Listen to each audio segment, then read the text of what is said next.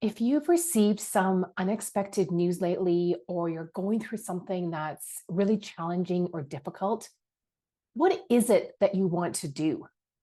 You want to go back to how things were before, right? You want to go back to the familiar. What is this all about? In the psychology, this is called getting back into consistency.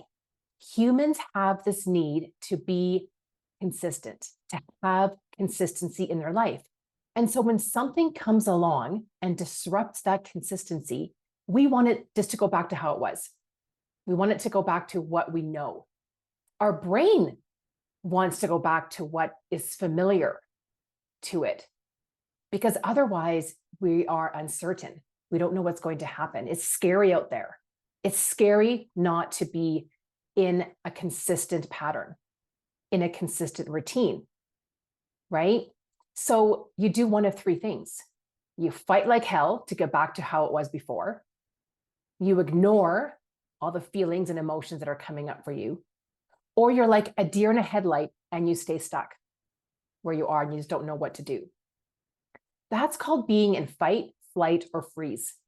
That's when you feel overwhelmed, anxious, stressed, angry, sad, all those feelings that are keeping you in this low frequency energy. You're feeling agitated, right? You're feeling like you need to do something, but you just don't know what it is. You're kind of like spinning your wheels. And you're fighting against this, what's happening to you, this news that you received. So for a lot of you, you've been laid off recently, you're going through a divorce, or you're going through some other major life change that's really disrupting what you know. It's disrupting the familiar. It's breaking your consistency. And you really want to get back to that. But what if you leaned into that inconsistency and started to get comfortable with being uncomfortable in this space of change and transition? And the number one thing you need to do right away is to take time for yourself to get out of that fight, flight, or fear mode.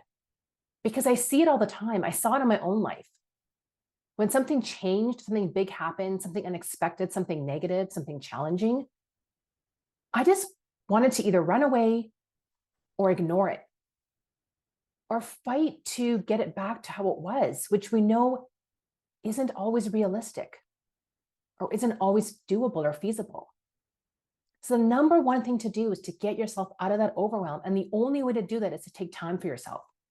I know it may sound counterintuitive, but you need to take time, slow down, take time for yourself to process everything that you're feeling. Because when you're up here, when you're feeling anxious and stressed and overwhelmed, you cannot think rationally and clearly. And you start making decisions that are snap decisions, decisions that are not right for you, decisions that are leading you down the path of not where you want to go.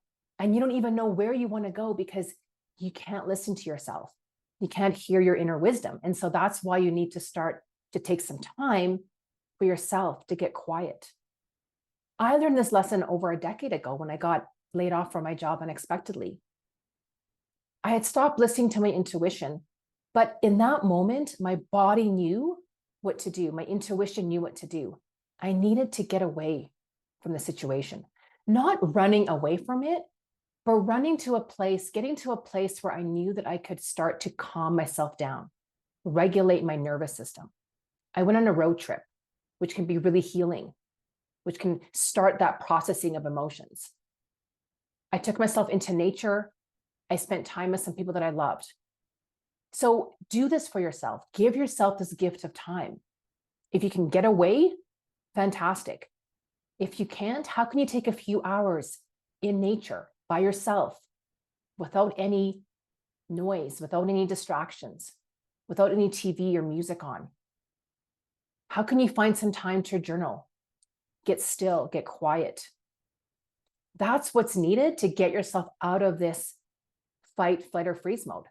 That's what you need to get out of anxiety and out of overwhelm and into calm, into steadiness, into more logic, into your body, into being able to hear yourself. into knowing what to do next for you, into knowing what the next best step is for you.